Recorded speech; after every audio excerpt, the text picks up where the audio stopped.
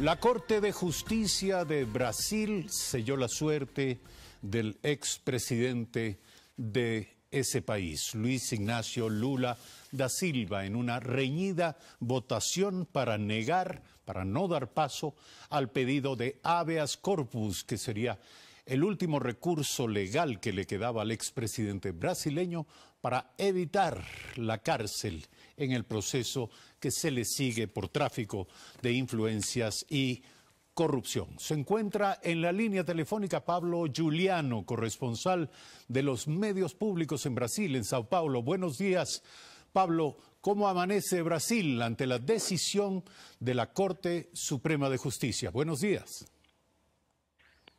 ¿Qué tal? Muy buenos días. Brasil amanece en estado de conmoción nacional porque el máximo líder popular de la historia, el mejor presidente de la historia según las encuestas, y ahora el que era el favorito a ganar las elecciones de octubre, deberá ir preso a partir de la semana que viene, si todos los trámites procesales se cumplen, con lo cual esto genera un impacto político de proporciones desconocidas a partir de ahora, y también una revisión sobre el posicionamiento de los partidos frente a la selección.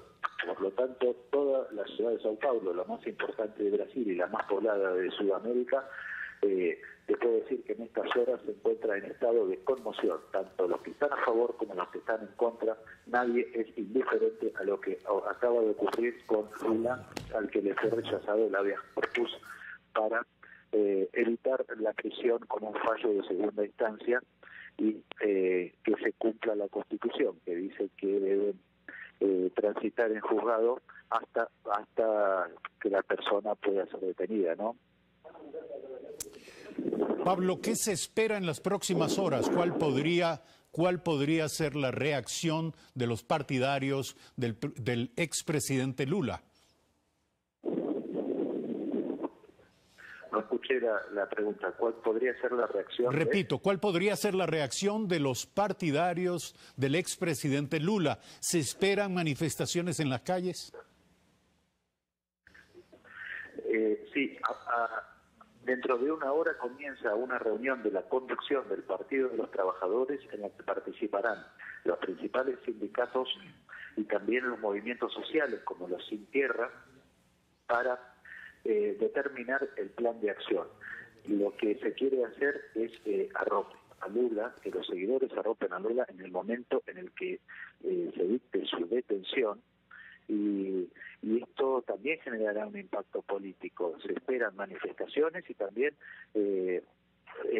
automáticamente algunos analistas están hablando que puede haber un efecto Nelson Mandela, la mandelización de Lula, es decir, convertirlo aún más en un mito, porque tenemos la gran contradicción en Brasil de que el hombre más popular para ganar las elecciones va a estar preso.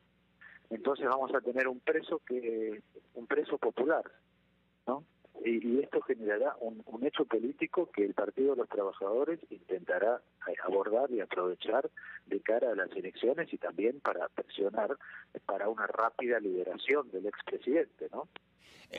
Una pregunta final, Pablo, una pregunta final que tiene que ver con el proceso o los recursos judiciales a mano todavía disponibles por parte de la defensa del expresidente Lula. Cuéntanos, ¿se terminaron los recursos, las apelaciones, la posibilidad de impedir que el expresidente Lula vaya a la cárcel?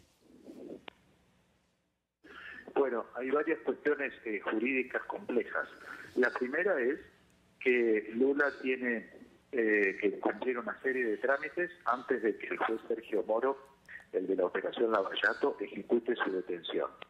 Pero, paralelamente, corren en la Corte Suprema dos pedidos, no por Lula, sino generales, para considerar inconstitucional que una persona que un condenado en dos instancias vaya preso. La Corte ya indicó que va a votar a favor de la posición que va a liberar a Lula. Solo resta saber cuándo. Estos tiempos políticos son muy difíciles en Brasil, al punto que horas antes de la votación, como lo hemos reflejado en el diario El Telégrafo, el jefe del ejército, general Eduardo Vilas Boas, hizo una velada amenaza al Supremo Tribunal Federal indicando que Lula debería ser condenado, ¿no? Entonces, esto generó otro hecho político en el país, confirmando que las instituciones están alteradas desde que fue destituida Dilma Rousseff en 2016 y que el ex vicepresidente Michel Temer aplica la agenda de la antigua oposición derrotada en 2014. Todo esto se iba a dirimir en las elecciones. El país iba camino a la pacificación con las elecciones de octubre, pero lo que ocurre con Lula y su posible liberación a partir de recursos que lo beneficiarían en la Corte Suprema, mantienen el interrogante sobre si puede ser candidato o no, o si un político condenado por corrupción puede continuar siendo el gran líder o el mito que puede llegar a ser con un personaje de esta envergadura estando tras las rejas, ¿no? Muchísimas gracias, Pablo, por atender esta llamada telefónica. Pablo Giuliano, desde Sao Paulo, nuestro corresponsal de los medios públicos en Brasil. Lo que es con toda seguridad indiscutible es que la figura de Lula seguirá pesando, seguirá gravitando en la política brasileña, sobre todo por ser en este momento y a pesar del proceso judicial en su contra, el más opcionado candidato a la presidencia de Brasil en eventuales elecciones en las que no podría participar. Vamos a continuar con lo anunciado esta mañana, 7 de la mañana, 4 minutos. El gobierno le apuesta a la inversión privada como elemento complementario del plan económico para captar ingresos que mejoren la caja fiscal. En las áreas de transporte y comercio exterior, por ejemplo, existen portafolios de inversiones que se espera se concreten a corto plazo. Uno de los pilares del plan económico se centra en la reactivación productiva. Un complemento fundamental es la búsqueda y materialización de nuevas inversiones que dinamicen la economía mediante la generación de fuentes de empleo. Hemos destacado, por ejemplo, la cartera de proyectos de inversión que contempla ejecutar el Ministerio de Comercio Exterior.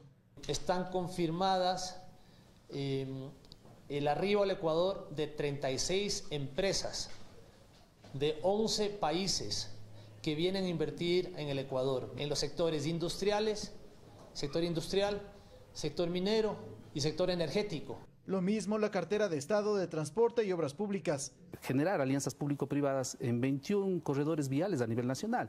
Eso representa aproximadamente el 38% de nuestras vías. Va a representar un ahorro que va a superar los 2.000 millones de dólares que se requerirían para inversión. Complementario a todo esto y con la finalidad de optimizar la balanza de pagos del país, el plan económico contempla aplicar 3 mecanismos: lograr un nivel óptimo de importaciones, disminuir el uso de dinero físico y promover exportaciones. Exportaciones que con la extensión del Sistema General de Preferencias que otorgó el gobierno estadounidense a Ecuador, afianza la intención de crear las condiciones de acuerdos comerciales a largo plazo con la primera potencia del mundo. Yo no quiero opinar tanto sobre el plan económico ahora, pero tenemos que bajar las barreras en vez de subir las barreras para comercio bilateral. La próxima semana, autoridades gubernamentales explicarán las modificaciones administrativas para una optimización del Estado y reducción en el gasto, del cual se espera un ahorro por el orden de los 1.000 millones de dólares. Javier Ceballos, Telediario. 7 de la mañana con 6 minutos. Junto a las líneas de propuestas de políticas económicas, el Programa Económico de Estabilización Fiscal y Reactivación Productiva presentado por el presidente de la República a inicios de esta semana contiene algunos conceptos y definiciones políticas que ponen a prueba la capacidad de la sociedad y de los actores políticos para alcanzar consensos básicos que aseguren mínimamente la corresponsabilidad que pide el gobierno y que ciertamente parece una condición fundamental para alcanzar las metas que propone.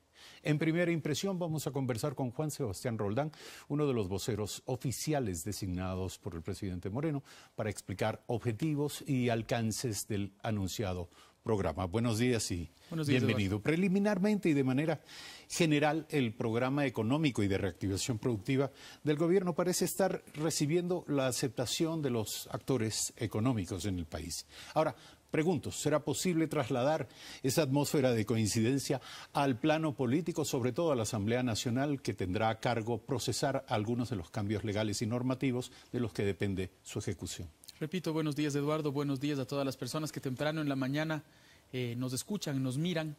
Creo que el gobierno tomó la difícil decisión de apretarse los cinturones primero y eso la gente lo aprecia. El gobierno decidió no tomar el camino fácil de subir impuestos, de bajar subsidios. No, el gobierno lo que decidió es nosotros tenemos que hacer el primer esfuerzo, nosotros tenemos que ser los primeros en demostrarle a la ciudadanía que si pedimos un esfuerzo lo hacemos en primer lugar y fue muy bien tomado. Creo que la Asamblea además es la representación de la población y creo que la Asamblea tiene la tarea de mirar lo que nosotros le planteemos y ver qué se tiene que ajustar. Creo que es importante que haya un trabajo en la Asamblea Nacional y creo que ese trabajo va a ser bueno. Ahora, ¿cuáles en su opinión o en opinión del gobierno serían las coincidencias, los acuerdos básicos que requiere el cumplimiento del programa económico? ¿En qué ideas clave es indispensable ponerse de acuerdo?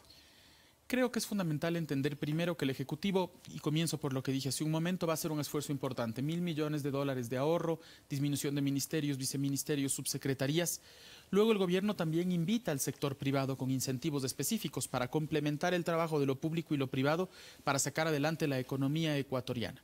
Y creo que en tercer lugar el gobierno también invita a la ciudadanía, no solamente a los empresarios, a la ciudadanía a comenzar a involucrarse con el desarrollo de la economía nacional, no solo en términos de mirar lo que sucede, sino de utilizar las herramientas que estamos planteando. Por ejemplo, para la remisión tributaria planteamos un mecanismo específico para las micro, pequeñas y medianas industrias, para que si tienen un problema con el SRI, con el IES, con el Ministerio de Trabajo, eso pueda ser perdonado, ellos pagan el capital y tienen 2 años para poder financiarlo, porque de otra manera lo que sucedía antes es que venían, te cerraban la Lanford, te decían estás clausurado y esa gente no tenía de qué comer. El gobierno lo que quiere es que los micro, los pequeños, los medianos y los grandes miren un futuro en el Ecuador. Ahora, el programa económico cita como doctrina básica el Plan Nacional de Desarrollo 2017 o 2021. ¿Cree usted que este documento verdaderamente ha sido estudiado por los partidos políticos, por los actores políticos del país, al punto de reconocerlo como una fuente de pensamiento y una base, una plataforma para orientar su práctica? Esto es, la política ecuatoriana, los actores políticos ecuatorianos, ¿miran más allá de las próximas elecciones? La bitácora del gobierno es el Plan Nacional de Desarrollo. No sé si la oposición lo ha leído, pero el gobierno tiene que tener claro que lo que traza en el Plan Nacional de Desarrollo es lo que se tiene que llevar adelante en todas las áreas. De otra manera, el gobierno sería como una gallina sin cabeza, no tendría a dónde ir. Nosotros tenemos en el Plan Nacional de Desarrollo nuestros objetivos, además en términos sociales, cómo vamos a reducir la pobreza, en dónde la vamos a reducir, cómo vamos a mejorar la educación, cómo vamos a mejorar la salud.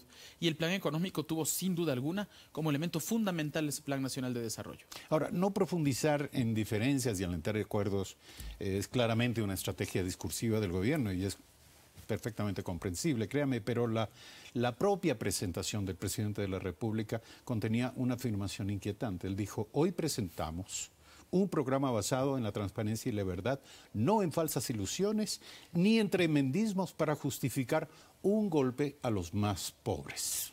Le pregunto, ¿existieron presiones de actores económicos o políticos que hayan propuesto o aún propongan medidas que signifiquen golpear a los más pobres? Hubo un conjunto de profetas del desastre que son un desastre como profetas y fueron un desastre gobernando este país que dijeron que iba a haber un paquetazo y eso no sucedió porque este es un gobierno que se conduele con la realidad de los más necesitados. Este es un gobierno que tiene una relación directa con la gente que más necesita en el país y no le iba a cargar el peso de la situación económica de ninguna manera. Ese desastre de profetas hoy día se estarán revolcando en sus camas porque no tienen que decirnos. Creo que hay que darles poco espacio y más bien mirar con optimismo el futuro de este país. ¿Alguna de estas propuestas, no me refiero a los pronósticos de paquetazo, pero alguna de las propuestas que significaban golpear a los más pobres, vino del interior del propio gobierno? No, de ninguna manera. En el gobierno la gente está cohesionada y tiene claro a dónde va este gobierno. La gente entiende que el presidente Moreno tiene una posición ideológica clara y esa ideología está en la opción preferencial por los más pobres. Quien proponga eso, como se dice en el argot popular, estaría meando fuera de pilche. Ahora, nuevamente el discurso presidencial planteó grandes metas del programa anunciado.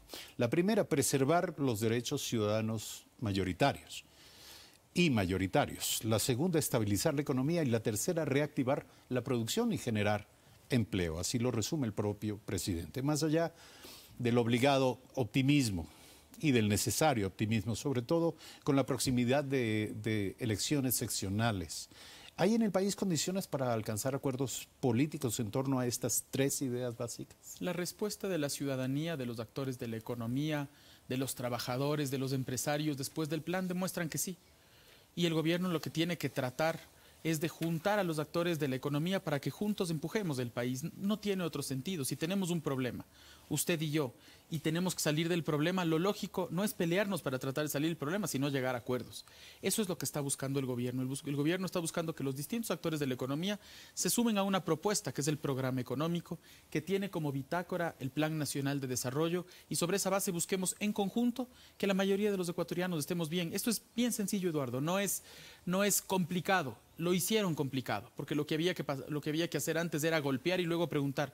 Nosotros nos sentamos, dialogamos, tomamos algunas ideas, no tomamos otras, y de todas maneras creo que logramos que la gente se siente escuchada, se siente respetada, y sobre esa base sienta que este gobierno le representa.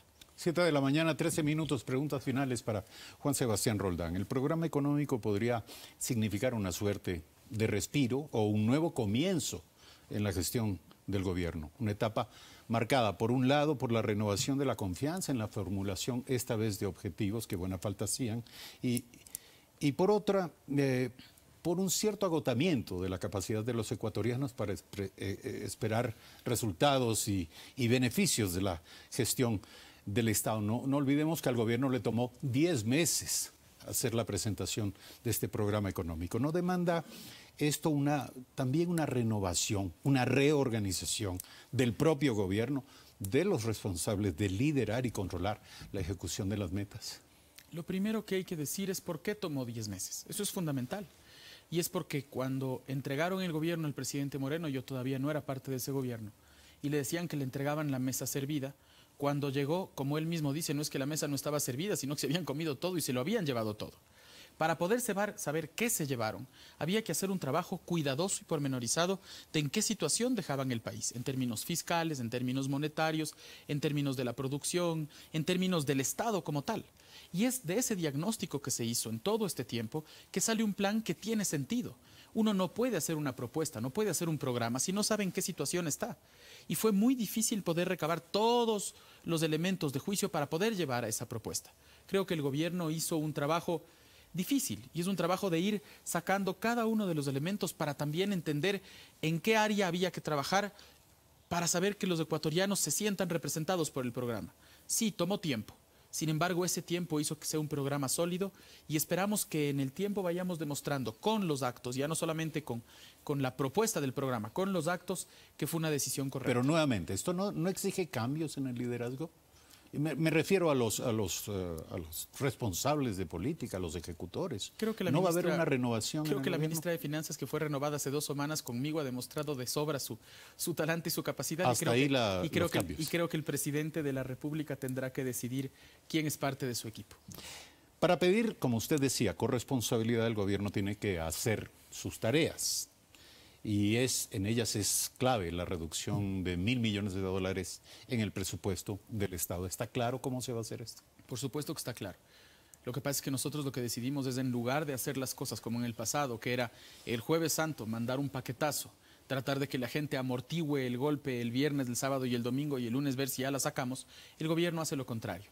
Presenta la propuesta el lunes. El martes que pasó, la ministra de Finanzas explicó pormenorizadamente 2 de los 4 áreas del plan, que es el tema fiscal y el tema monetario.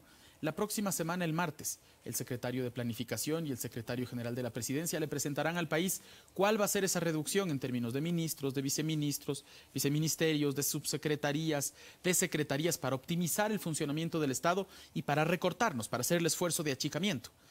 Y la próxima semana los ministros del ramo presentarán cuáles son los incentivos de la producción. ¿Por qué?